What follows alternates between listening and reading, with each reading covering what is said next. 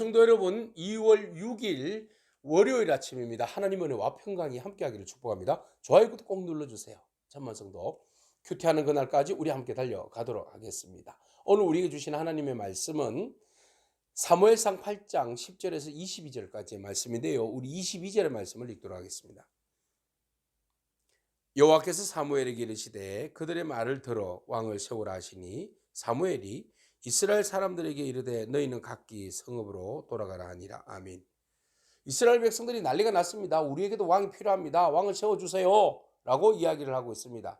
우리가 가만히 보니 사무엘은 너무 늙었습니다. 싫습니다. 그의 아들들에게 사사를 맡겨두었더니 그가 정치적으로 모든 것들을 공의를 행하지 아니하고 뇌물에 어두워서 판결을 거르치고 있습니다. 그러니 우리에게는 진정으로 우리를 잘 다스릴 왕이 필요합니다. 왕을 세워주세요. 이렇게 이야기를 했습니다. 그럴듯합니다. 그러나 그들의 속내는 세상에 있는 아주 멋있는 통치하고 다스리는 그런 왕, 주변 나라에 있는 그런 권력을 휘두르는 그런 왕을 원했던 것입니다. 그들을 보기에는 너무나 좋았습니다. 그 왕이 있으면 일사천리로 모든 것들이 이루어지리라고 생각했습니다. 주변에 있는 나라들과 무역과 어떤 외교적인 이 일들에 있어서 왕이 앞장서면 그 권위와 권세와 능력으로 인하여서 외교 활동이 잘 이루어질 수 있다고 생각했습니다. 적들이 쳐들어오면 그 일들에 대해서 완벽하게 적극적으로 일들을 감당할 수 있는 그런 왕이라고 생각했습니다. 그런 왕들이 필요했던 것이죠. 그래서 하나님께서 위기 때마다 세워주신 그 사사라든지 하나님께서 직접 너희들을 다스리고 통치하시는 왕이라고 말했을 때에 그들은 보이지 않는 왕, 잡히지 않는 왕, 손에 잡히지 않는 왕, 그들의 눈으로 시각적으로 확인되지 않는 왕은 그들에게 성에 차지 않았던 것입니다. 그래서 그들은 온전히 눈에 보여지는 왕, 그들을 실질적으로 다스리는 왕이 필요했다고 했습니다. 하나님이 사무엘에게 말씀하십니다. 그들이 진정 왕이 필요하다면 왕에 대해서 왕을 세움으로 인해서 오는 그 패단에 대해서 잘 설명해 주어라. 이스라엘 백성들이 그 왕에 대한 이야기들을 듣습니다. 사무엘이 이야기하는 의도가 무엇일까요? 이런 왕의 패단이 있는데 그럼에도 불구하고 너희들이 왕이 필요하냐? 지금이라도 늦지 않았으니 하나님을 왕으로 섬기고 제대로 생활을 해라. 이런 의도였습니다. 그럼에도 불구하고 이스라엘 백성들은 들었음에도 불구하고 모든 것을 그냥 근성으로 듣고 우리에게 왕을 주십시오 라고 결론을 내립니다. 자, 그러면 사무엘이 말하는 왕이 있음으로 인해서 오는 패단들을 설명하고 있는데요. 왕의 제도는 이러하다. 11절 그들이 병과 말을 의거하도록 너희 아들들을 불러 세울 것이다. 너희 아들들 부려먹을 것이다. 병거 앞에서 막 달리기를 보병을 만들 것이고 그리고 그들을 50부장 1000부장으로 만들어서 밭을 갈게 하고 추수하게 하고 병과 그 무기와 장비들을 만들게 할 뿐만 아니라 너희 딸들은 향료를 만들고 요리와 떡 굽는 자로 세울 것이다. 그리고 너희 밭과 포도원 감남원에서 제일 좋은 것들을 10분의 1로 뺏을 것이다. 곡식도 뺏을 것이고 소산의 모든 것들을 빼앗아서 그 왕 밑에 있는 신하들에게 줄 것이다. 관리들에게 나누어 줄 것이다. 심지어는 너희 집에 있는 노비와 가장 아름다운 소년과 나귀들도 끌어갈 것이다. 양떼 10분의 1을 누워서 가져갈 것이다.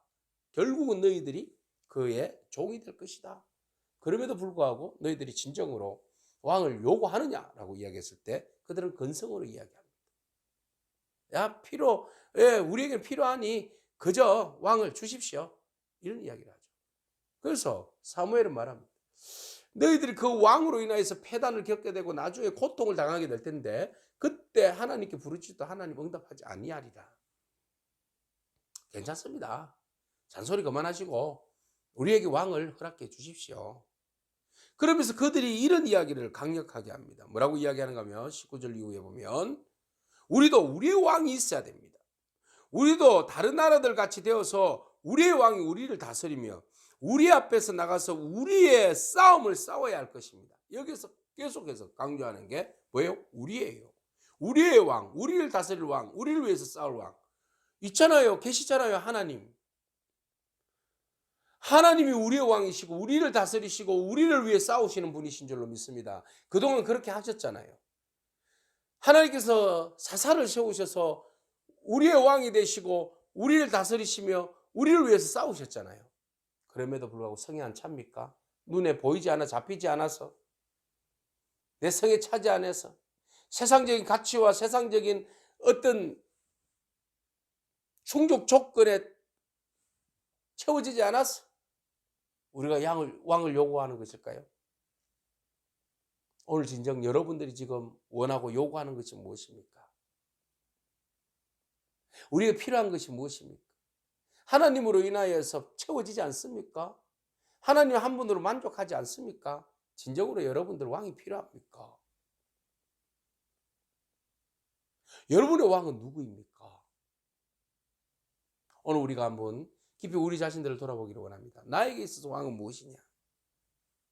이스라엘 백성들 힘들다고 이야기합니다. 우리에게 왕이 없어 힘들다고. 우리를 다스리는 자가 없어서 힘들다고.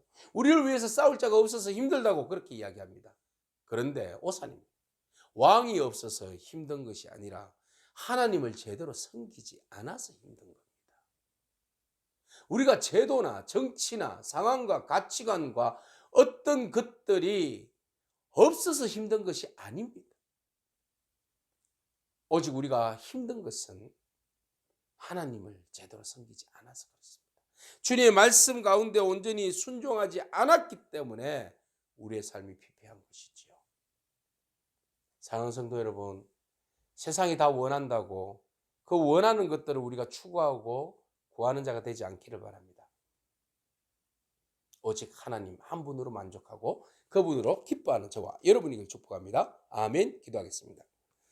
하나님, 왕정제도에 대한 경고의 하나님의 말씀을 듣고도 그것을 원치 않고 그들의 필요에 따라서 왕을 찾는 이스라엘 백성들의 완악한 마음을 봅니다. 하나님이 우리의 왕이 되시고 하나님께서 우리를 다스리시며 하나님께서 진정한 우리의 삶의 전부인 것을 우리로 하여금 깨달아 알게 하여 주시고 오직 우리가 하나님이 없어서가 아니라 하나님의 말씀에 순종하지 아니함으로 인하여서 우리가 어려움을 겪는다는 사실을 기억하고 오직 하나님 말씀에 순종하며 믿음으로 승리하는 저희들의 삶이 되어주시도록 축복하여 주옵소서. 예수님이 귀하신 이름으로 기도합니다. 아멘. 오늘도 믿음으로 승리하길 축복합니다. 아멘.